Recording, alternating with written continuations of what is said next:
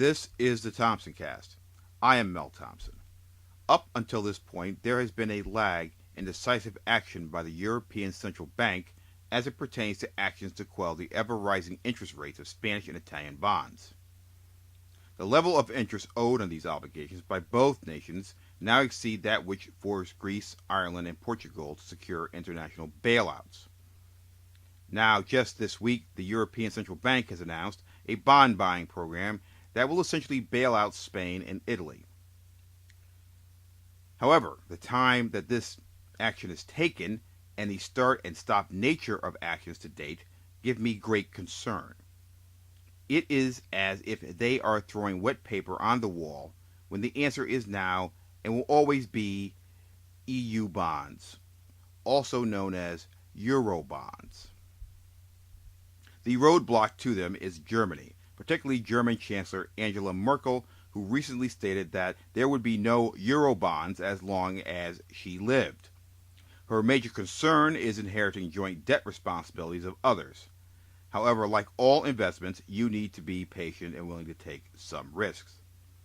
No way, and not in my life, leaves little room for being patient and willing to take some risks, in my opinion.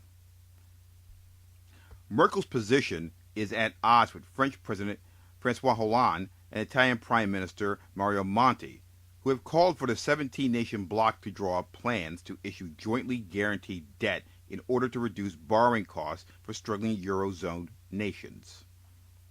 Even though the European Central Bank now says it is ready to buy the government bonds of the continent's debt-ridden countries, what about next time? There will be a next time. Austerity measures do not gut bad people, political corruption, or incompetence.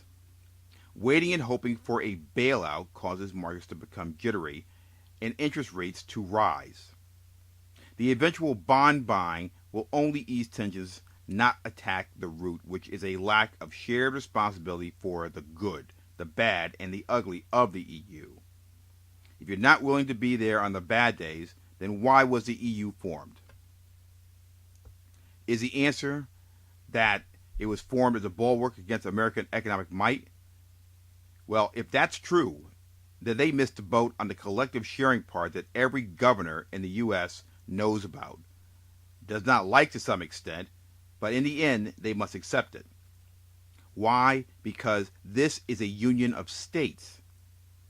Well, isn't that a coincidence? So is the European Union. Merkel is driving the bus over the cliff.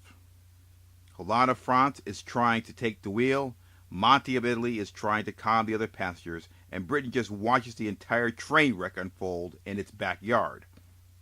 Without the institution of Eurobonds, the continued stop-and-start policies, including bailouts, forced austerity, and public bickering, will only increase and create political risk where there should be none.